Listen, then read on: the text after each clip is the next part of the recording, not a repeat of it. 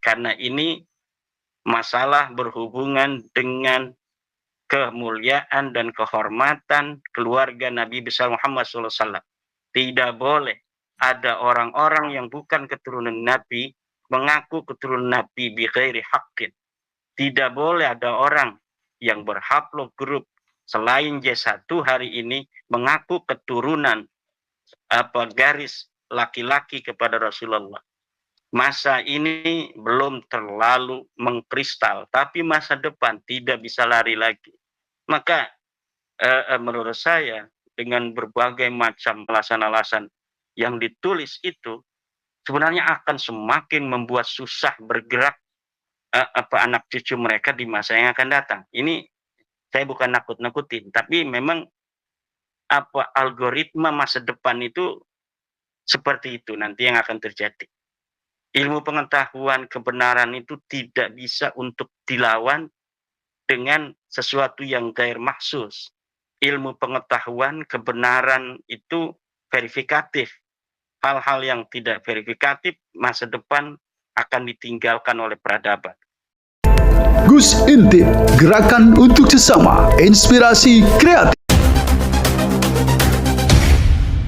Assalamualaikum warahmatullahi wabarakatuh. Alhamdulillahirabbil alamin. Allahumma shalli sayyidina Muhammadin wa ala alihi washabihi ajmain. Amma ba'du.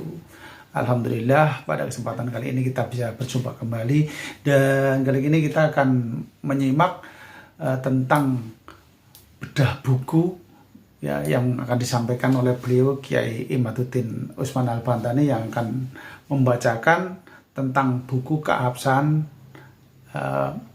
Nasab Ba'alawi, yang mana ini diterbitkan oleh Robitoh Alawiyah ya, yang dikumpulkan dari berbagai ulama-ulama yang dipercaya oleh Ba'alawi untuk menentang tesisnya Kiai Iman.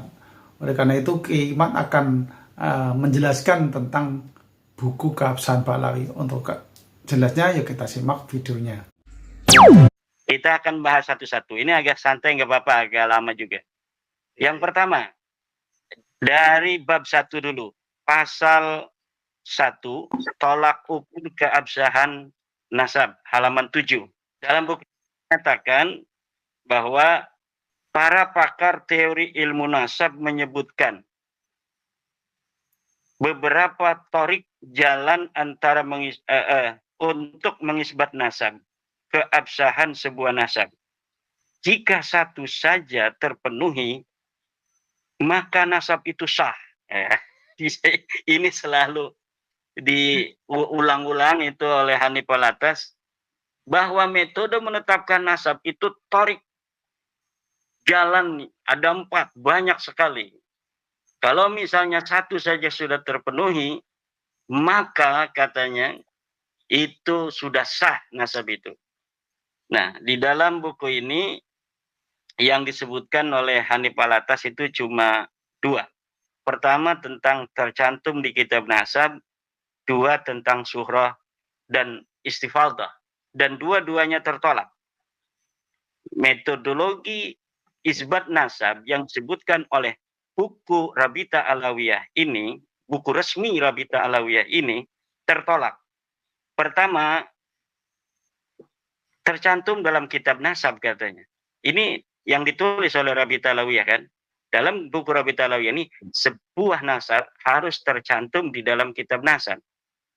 Sebagaimana kita ketahui, silakan baca buku terbaru saya tentang literatur kitab-kitab nasab dari abad ke-3 sampai abad 13.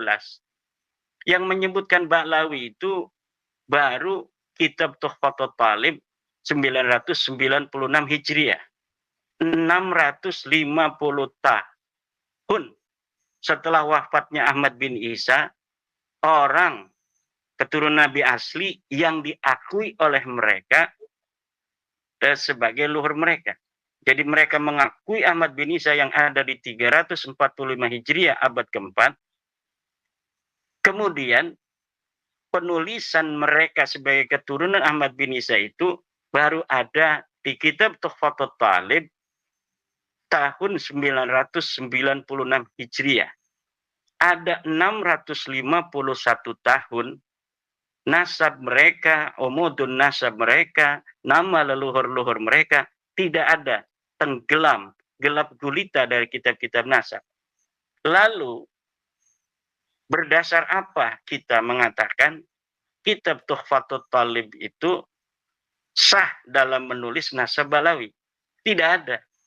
Kenapa tidak ada? Karena dalam kitab Tuhfatut Thalib juga, itu penulisnya mengatakan saya melihatnya dari sebuah ta'liq, bukan dari kitab nasab.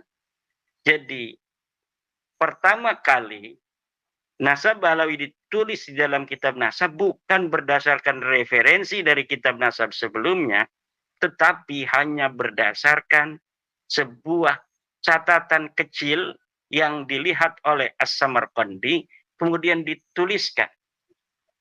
Ini namanya seorang an-nasabah al-mutasahil, seorang ahli nasab yang sembrono memasukkan sebuah riwayat yang tidak jelas, riwayat yang tidak ada referensinya, riwayat yang ghair muhaqqaqah, kemudian dituliskan di dalam kitabnya. Kemudian teori surah istifadah yang kedua. Ini surah istifadah pun sudah sering sekali saya mengatakan, tetapi untuk agar masyarakat kita ini bisa tercerahkan, ya kita ulangi lagi bahwa surah istifadah memang betul bisa digunakan untuk menetapkan nasab, tetapi dia punya syarat. Syaratnya apa? Innan nasaba mimma yasbutu bil istifadah illa ayyasbuta ma yukhalifu. Bahwa nasab memang sebagian dari apa yang bisa ditetapkan dengan istifadah, kecuali sudah jelas ada yang menentang. Sedangkan nasab Ba'lawi ini sudah jelas ada yang menentang.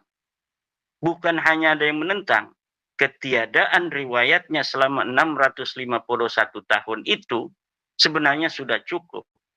Bahwa nasab mereka memang nasabun muhdasun, nasab yang jadi-jadian.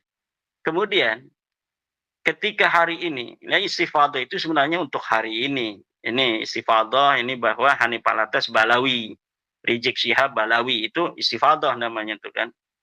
Nah, istifadahnya apa furo itu tidak berkonsekuensi terhadap istifadahnya usul. Usulnya siapa? Ubaidillah. Untuk mengetahui surah istifadahnya Ubaidillah dari mana? Kita harus melihat sekitar zaman Ubaidillah, kitab-kitab yang ditulis di zaman itu. Kitab yang ditulis banyak, tetapi tidak ada satupun yang mencatat. Yang mencatat keturunan Ahmad bin Isa lainnya banyak. Dari mulai abad ke-5 sampai abad ke hari ini. Tetapi yang mencatat bahwa Ahmad bin Isa mempunyai anak Ubaid itu baru di abad 10. 651 tahun. Begitu. Itu apa namanya itu teori yang sudah jelas. Di dalam kitab fikih pun itu Ustadz Ma'ruf Qasim ya, Kiai Ma'ruf Qasim, Ustadz Yusuf Romli. Itu tinggal baca aja tuh seluruh kitab-kitab fikih tentang istifadah, suhrah, tasamu' itu mempunyai syarat yang satu, yaitu dia tidak boleh bertentangan dengan dalil. Adamul mu'arid, adamul dafi', itu istilahnya macam-macam itu. Saya tambahkan lagi nih di dalam kitab Ilmu Nasab, Muqaddimah fi Ilmin Nasab. Idza wujidatir rik'atu as-sahihatu batalat tawaturul mukhalifu. Terlihat di dalam Muqaddimat halaman 72. Idza wujidatir rik'ah, apabila ditemukan sebuah kitab as-sahihatu yang sahih, batalat tawaturu, maka batal itu surah istifadah al-mukhalifu yang bertentangan dengan rik'ah yang tadi ditemukan itu. Itu sudah sangat jelas. Ini Hanif Alatas mengutip kitab Muqaddimat, mengutip kitab Rasail, bahkan ditaruh di dalam apa buku-buku yang tadi itu, yang baru itu ditaruh. Itu saya kadang-kadang ketawa. Itu lafadznya ditaruh, lafadz yang menyerang mereka sendiri itu ditaruh di situ. Itu apa maksudnya itu? Jadi lafadz sebuah Yang mana ya? kaidah yang sendiri gitu. Itu ditaruh di kitab itu, di dalam buku Ketidakabsahan Nasabah Alawi itu gitu. Yang 500 halaman. Itu banyak sekali yang menyerang mereka sendiri, kemudian ditaruh di dalam halaman-halaman itu.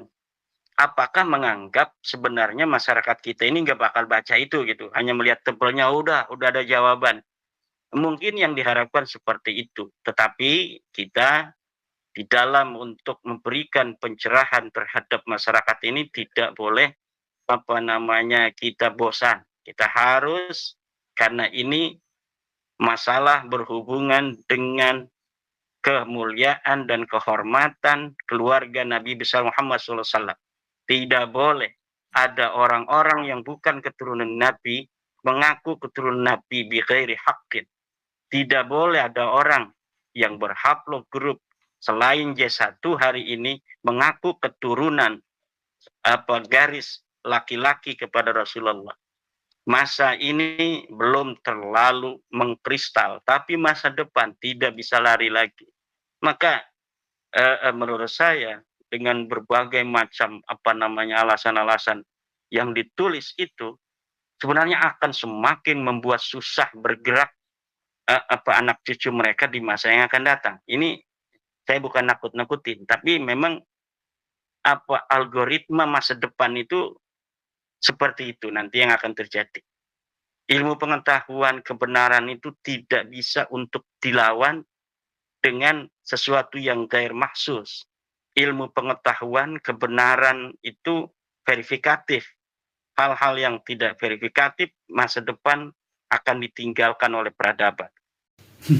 Ya demikian ya, bisa kita simak video tentang buku Keabsahan Nasabah Alawi ya, yang mana pernah disampaikan oleh beliau Habib Hanif Al-Atos dan juga beliau Habib Rizik Syihab ya, yang mana ini sebagai ilmu pengetahuan buat kita semuanya yang tentunya masih awam tentang masalah ilmu kenasaban, apalagi tentang nasab beliau yang mengaku dzurriyyah Rasulullah. Dan ini sebagai inspirasi buat kita semuanya supaya kita bisa memahami dan bisa mengerti tentang kebenaran.